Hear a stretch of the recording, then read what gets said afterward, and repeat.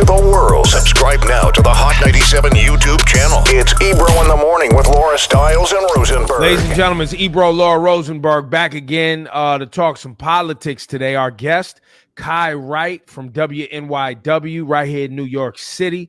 I'm calling him a mayoral expert because he is covering this very deep in the weeds. And I thought, listen, we have had many mayors on the program, many people who are running, but I think at this point, we need to have some critical analysis of all of the options. Now, we all know it's ranked choice voting. You get up to 5 options, but Wright can help us dig in a little bit more with understanding each person's platform. Like, for instance, myself, Rosenberg, not so much Laura. I don't know, but you may agree, Laura, but I don't remember. We've been critical of Andrew Yang and not hearing enough of his platform per se, but always on his social media, it's fun and games. He's like a game show host. I'm giving this away and I'm doing this and I'm buying a sandwich and I'm petting a dog. And it's kind of like, all right, if all I see from Andrew Yang on his social is about him having a good time, where's the policy? Where's the meat and potatoes here?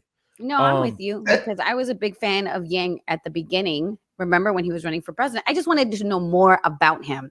But lately, I feel the same as you guys. I want to hear more about his plans, and I'm not getting enough of that. I mean, that kind of is his plan. That's his deal. He's like, I'm the fun guy, and New York's got to be fun again. We need to make money, and in order to make money, we got to be fun. We got to bring, nightlife's got to come back. You got to open things up. But I mean, I think, I don't know if you guys watched the debate. The mayoral debate last week, I guess, and one of the things that really stood out is, as he started to break down, as Yang started to break down his policies, it's a lot more conservative than people thought. He gets into the details, the kind of deregulation of business that he wants. He's very pro NYPD. So during the presidential campaign, he had this one idea, the UBI, and people track that as, oh, he's progressive. He's wait a second, for our audience, that wasn't UTI. That is UBI, Universal Basic Income. Well, I mean, it depends on who you ask. They might be kind of the same. He wants to give away money. He was like, everybody should get, because he's a tech guy. He comes from tech, right? And they're like, hey, nobody should be tied to any particular job or particular company. There should be a basic income. The government gives everybody a check. But what they don't say about that is the other half of that is the government should also stop giving welfare. The government should stop food stamps, all the safety net stuff, all the poverty stuff that the government does. They're saying actually replace that with just a simple check. Now, a simple check, you give one person $2,000 a month, that might mean something, or $500 a month is really what we're talking about. You give that to somebody else, that doesn't mean anything, depending on what your needs are. So as the more he's talked, the more conservative he has sounded, and particularly on the cops. I mean, that's what we have really been focused on our show, is talking to and hearing from listeners too about it. We're a call-in show. We want to hear from folks. That's a lot of how we're parsing the mayor's race. And him and Eric Adams, and it really stood out in that debate. The two of them have staked out this position of like, we believe NYPD is the answer and not the problem. And now, is there any difference between Yang and Adams on how they think the NYPD should go, or is it just a kind of open-ended statement like, we are going to sort to the NYPD to fix? Both crime? Of them would give more resources. The race divides on NYPD between whether you would take resources away from them or give them more.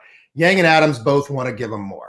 And they may quibble with that phrasing, but Adams wants to bring, and they have very specific things they want to do. So Adams wants to bring back the very unit that shot Sean Bell. These units that had been identified as the worst abusers when it comes to violence. And those are the jump out boys and the plain. The jump out boys and those kinds of units. These special task force. He wants to bring that back.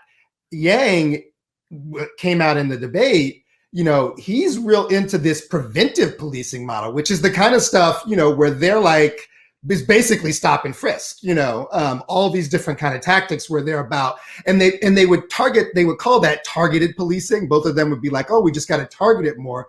But the history of New York City is like, targeted policing means harassing Black and brown people. And so both of them are sort of focused that way. And then there's a whole crop of them that are like, no, we should take away some money from them. And they have different ideas about that. And then there's a couple in the middle, Ray McGuire, Catherine Garcia, who kind of, it's not really clear what they want. They kind of want both. They want to say, hey, I get it. People are afraid of the cops now, but also I'm pro NYPD because the police union is very powerful. It's a very powerful part of the city. At any point in the debate, did Adams talk about stop and frisk? He did. How did he say? They did come up because he was very upset about it because Errol Lewis, who was the moderator, tried to sort of pin him down on it. Was like, you're pro stop and frisk, and he got very upset. It's a thing though. He has been pro stop and frisk. Well, he argues that he has been anti stop and frisk in terms of the way it was used. That he was a reformer inside. That's his whole thing. I know the NYPD. I'm from the inside. I can reform it.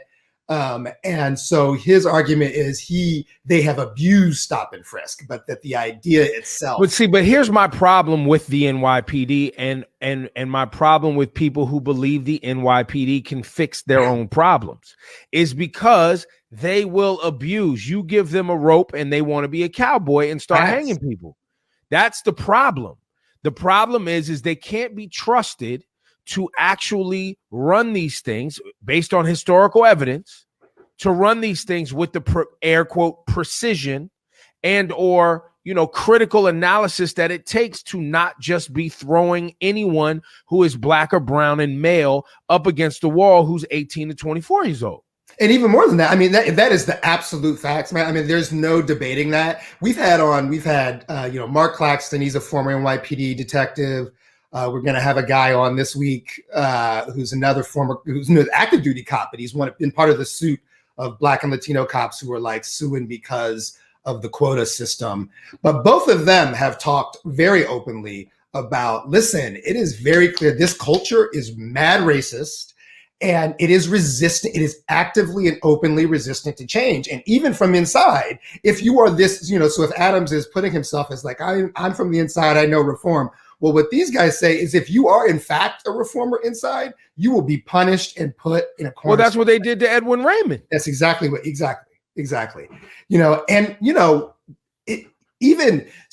you think about like last summer, we had all these protests, right? Like everything about New York City was people getting into the streets to protest. Even that, we've got a bunch of reporting. I mean, and this is widely discussed, but we're gonna have a lot of reporting about it on the show this week too. Is they were in how they choose to police the protests against the police were the way they chose to police those were racist. So that, and this is what Serrano, the active duty cop, is telling us, is that they make active choices about, okay, if there's going to be a protest in the Bronx, here's how we're going to handle that, versus if there's a protest in Lower Manhattan, and here's how we're going to handle that. And in the Bronx, it's going to be more aggressive. And if you are the kind of cop who has been in the force and saying, hey, man, let's try to like behave a little better than this, they will not send you to protest. They will not send you to police that protest in the Bronx because they intend to crack heads. And so the idea of I am sold that it is the idea of reforming NYPD. It goes back decades and no one has succeeded at it, and that is one of the brightest lines I think in this mayor's race and in this crop of candidates is the people who are saying, I don't know, we've got to push the edge on what reform means, and the people who are saying, oh, it'll be fine, NYPD is our answer, because some people feel unsafe right now, like that's part of it, Well, and I think Yang and Adams are playing to that, and normally when there is people feeling unsafe, people tend to vote more conservatively. Well, and people don't. This is the other thing that we're talking about. People don't vote. People don't understand. New York City is one of the worst voting towns in the country. Really? Like a quarter of registered voters, not said that people who are registered, less than a quarter of people vote in the mayor's election. So people like Yang and Adams are like, well, who does vote? Right. I know who that 25% is, and all of y'all who were out here marching last summer, you don't vote. So we're not going to play to you. We're going to play to the people who vote. Less than 25%. It's really shocking how few people vote in New York City. And that's one of the things we're really trying to talk about on our show is like, you got to vote, Kai, of the outside of Yang and Adams, when you get into Catherine Garcia, who seems to be making some headway right now, I'm starting to see a lot of talk about Maya Wiley. We love Diane Morales on this program. We feel like she's very progressive and saying some things that we feel will push the city in a fresher direction. Who do you think is the standout candidate? Not based on polling, but just based on you living in New York for the last 25 years. I think the polling reflects, I think Eric Adams is a standout candidate, just in terms of, now I'm not talking about what he stands for, but just in terms of like how people react to him. Living in Brooklyn for 20 years and being a reporter in Brooklyn for 20 years, you go to, whatever, like community garden sign up or, community board meeting or whatever, there is somebody in there talking about Eric Adams on a first name basis, just like you told my mama last week. He just has been a very retail politician. So his depth, I think he has a depth of support that is striking. But, I think, Catherine Garcia, as you said, is starting to stand out from the pack as she got that big New York Times endorsement. I don't know what that's going to mean to people, but just as she's really trying to be like Bloomberg without all the Bloomberg shit, without all the money and power and anti-democratic stuff. I know how to run this town and I'm going to manage it well. And I think that's going to resonate with people. But yeah, I agree. Diane Morales is definitely by far the most progressive in the race, by far the one who is most sort of making contact with the spirit of reform that overtook the city over the last year. But I'd be surprised if she does well, because she didn't have experience running the place. I think the sleeper candidate might be Catherine Garcia. Have you talked to anybody? So I've been meaning to do this on our show, to actually take calls, because Catherine Garcia ran sanitation for the last, I don't know how long, to see of people who actually worked for her, what they think of her. Because I haven't seen that. Yeah, I haven't. That's a good point. I haven't either. She's been on, Brian Lair's show, our daily show on WNYC. Brian is doing Ask the Mayor, once a week. So every week, Bill de Blasio comes and sits with Brian Lair, and people get to call in Ask the Mayor. So he's doing tryouts for Ask the Mayor with each of the candidates. And so, he's had Catherine on, Catherine Garcia on. And in general, the callers seem to like her. People who call in are like, yeah, here's, you've done this good thing in my neighborhood. But you're right. I haven't really heard people who work for her. But here's the thing. Her claim to fame, what she's arguing about from that perspective is, and it's true. She managed the Sandy stuff. She managed, all those blizzards. She managed the transition into COVID as they had to sort of dial back the service. And she hasn't had, when New York City workers are mad, you know what I mean? It makes news. It's not like the workforce is quiet. And she hasn't had drama. And so that's what she's arguing. She's like, you see my record. I've been here for emergencies for a long time. And it's not been drama. But it also sounds like she's middle of the road when it comes to how she's going to push police, which is probably she doesn't have to take a position because she's the fourth or fifth candidate. And so she's just hoping to get her name on the ballot because we're doing ranked choice voting. That's right. And she gets real close in the primaries. That's the game for everybody. If you can get to be number 2 for enough people, you might be mayor, and I think that's right. I suspect that's true for her. I think of her, I'll be honest, I kind of think of her as the Joe Biden in the race at this point, which I don't know, maybe she would reject that, but who's just sort of tried to be steady as she goes, me, I've been doing this for a while, and then, maybe she gets to be mayor and she's comes out and is no, I'm going to say trillions of dollars in new spending to save New York. Maybe right. That's what Catherine Garcia is going to be. So how would you, I'm sort of thinking of her as kind of like Joe Biden. How would you sort of, for those checking in who just want to sort of get a quick tutorial on who the top candidates are, how would you, in a very quick manner, describe what each of the top few candidates sort of represent? Yang is sort of the blank candidate. Adams is sort of the blank candidate. How would you do that for the top 3 or 4? Well, it's tricky. It's what do they want to be or what do I think of them? No, I want to know what you think. Right. Yang is the like, I'm young and hip and fresh. And, if you just feel like you want young, hip, fresh, I'm your guy.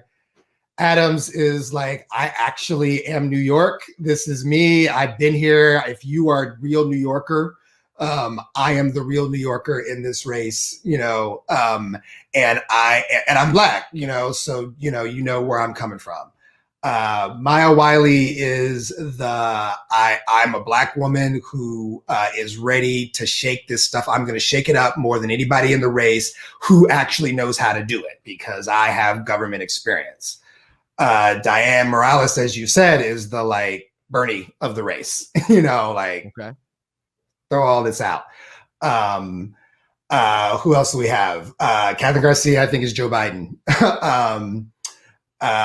Who am I missing of the top tier? Ray McGuire is, he would really reject this, but he is Black Bloomberg. He has really rejected that, but he's the business candidate. Scott Stringer is, Scott Stringer is an interesting story. He should have been the almost the Elizabeth Warren, he should have been the like. He is the I have a plan for that, and I know where everything's at. And, and I was the comptroller and I'm left, and he's been staking out being left for, a long time. He's been staking that out, but, he's been caught up in these accusations of his sexual abuse. And so that really threw his candidacy. Can you also give us real quick what those accusations really look like? Because these days the words get thrown around, you get a connotation. You're like, but what is the actual story people are saying? Well, I don't want to do too much off the top of my head. Let's see. So basically, his former employee, he has a former employee who says that he was sexually harassing her, and he says that they had a consensual non-sexual relationship. I forget. I'll be honest. I don't remember whether he acknowledges that there was any physical interaction between them or not, but that they had a consensual, some sort of sexual relationship. And she says it's not. Consensual, non-sexual relationship? I don't, that's why I'm putting an asterisk on it, because I don't remember whether he acknowledges whether there was any physicality or not. I don't remember that. But his main point is, we had a relationship. We were intimate in some way. But this was all consensual, and I certainly would never. And I should say, he has also said, "Hey, look, I deny these charges, but by all means, I fully support. She's got the right to make her claim and state her truth, and and I'm gonna stay out of the way of that, and she should do that, and there should be an investigation of it." That's his stance. He's not calling her a liar. He's not saying be quiet, but he's denying the charges. And so, that just has, that's muddied the picture of Scott Stringer. But I would say he is him and Diana Morales are the two furthest left candidates. Maya Wiley as well is a strong progressive in her politics. But she doesn't have the depth of, I was comptroller that Scott Stringer was going to bring into it. Got it. And what about Catherine Garcia? And Catherine Garcia, like I said, I would call her Joe Biden. She is the technocrat of the race. I can run this town. And, and this is a town that we are in crisis, which we are. There's no denying that, there's a lot of jobs are gone, we're about to hit these streets again. God knows what's going to happen. God forbid, there's another resurge of COVID. People feel unsafe, and there is data to suggest that there is more crime than there has been. Nowhere near these sort of out there ideas about the early 90s that people fear that the Adams and the Yangs of the world would try to like scare you into. But there's more crime than there was. And so we got challenges, and so she's like, I can run this town. I can do it. And I think, and I'll say my thing is, I just want somebody who actually wants to be mayor of New York City. Because one of the problems we have had, and this is my deepest critique of Bill de Blasio and of Mike Bloomberg and of Rudy Giuliani, is all of them were looking at this office as a road to something else. It was always New York City was a thing, a platform for them. And of course, all of them would deny that. But I think that is my deepest critique of all of them. Across their ideologies, they weren't just, David Dinkins wanted to be mayor of New York City. Say whatever you want. That's the last person who was like, I want to be mayor of New York City. And that's what I'm looking for in this race more than anything else. And I'll say, on that score, purely God, I don't know. I don't know. You've interviewed these guys more than me. I would say, setting ideology aside, Adams feels like that's true. Like this is what he wants. Garcia, it feels like that's true of her. Stringer, it feels like that's true of him. Those are people who are trying to give you, I don't have other ambitions. My ambitions are to run this town. Yeah, I agree with you on that. Look, there's things I like about Adams for sure. Obviously, we've talked to him, but the NYPD thing always throws me for a loop because I don't trust them, and I don't trust that a mayor, or we haven't seen a mayor who can actually keep them from going off the rails completely. I mean, de Blasio's had some wins, but a lot of losses, right? And then not only that, but then the NYPD union jumps out and endorses Donald Trump in everybody's face, and we're supposed to be like, sure, we can trust them to be progressive and bring fresh ideas and new ways of approaching safety. That can happen. Yeah, people forget. We're going to do a show on it. That people forget. NYPD literally rioted against David Dinkins. Yes, we talked about it on the air with de Blasio. They literally threw de a Blasio riot. worked for Dinkins. Giuliani was out there. They was calling him a nigger. They was throwing things at him, and they rioted. An actual riot. So, and Giuliani was encouraging it. And so like January 6th and the cops that were involved in January 6th in the Capitol, that's not out of nowhere, like this has been going on for a minute. And if you try to control them, if you try to rein in their power in any way, shape, or form, they are gonna, we had one guy told us, what this is the analogy he used. He was like, the first thing that the police union is going to do to any mayor, no matter who it is, first thing they do is going to punch him in the face and see how they react. And that's what they did to de Blasio. They turned their back on him. Yep. And then he reacted by standing down, and so if you are going to, and so Eric Adams, you could say, you can make a case that says, okay, well, he's of them. And so if he's really going to try to reform them and they punch him in the face, he won't flinch because he's a cop, or you can say, which I believe more, is he knows that, he knows how it works, and he's never going to cross the line that's going to lead them to punch him in the face. And, and also he doesn't, he is a cop. He is clear. He is not arguing. He is strenuously against the idea that NYPD is a problem. He thinks they just need to be better managed. I think they're a problem. I think the evidence shows that they are a problem. And so if you are not prepared to take on their power, which is the thing that's what will lead to the punch in the face. If you're not prepared to take on the power of, and the police commissioner works for the mayor. I mean, this is one of the big things in the race is that there are a number of ideas about, and now I'm going to forget who all wants to do it. I know Maya Wiley wants to do it about at least making a civilian police commission. Yang, I think, Laura, correct me if I'm wrong. Didn't Yang say he wanted a civilian chief? I don't remember. I thought we asked him about it. I don't think he did. I don't think he did in the debate. I would be surprised by that. I would be surprised by that based on what he said in the Diane Morales did. We got that. I think Scott Stringer, maybe? Scott Stringer. I can look it up. It's on. I'll plug Gothamist.com, our WNYC and Gothamist, and we got an election 2021 tab there. And, all of these issues, we've got all the candidates laid out.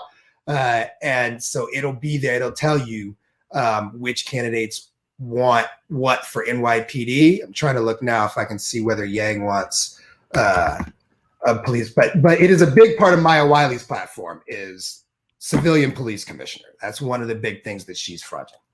Because I like that's the that. other thing. I mean, you can say it, but how much do you say it is a big part of politics. You know, like how far have you put yourself out there? So she Right. couldn't become mayor and not do it, you know. Well, Kai, thank you for joining the program as our mayoral expert. You can check Kai on WNYC. When's your show on in the pod? You're working on some podcasts too. United States of Anxiety. We're there every Sunday night, 6 p.m. live. You can call in, chop it up with us, or you can get us on podcast wherever you get your podcast every week. And we're reporting, we're talking to you about it. And we did the presidential race, we're doing the mayor's race, and we'll be there every week. There it is. We'll see you soon, man. Thanks for joining the program. Take care. Kai. Good talking to you guys. All right. Peace.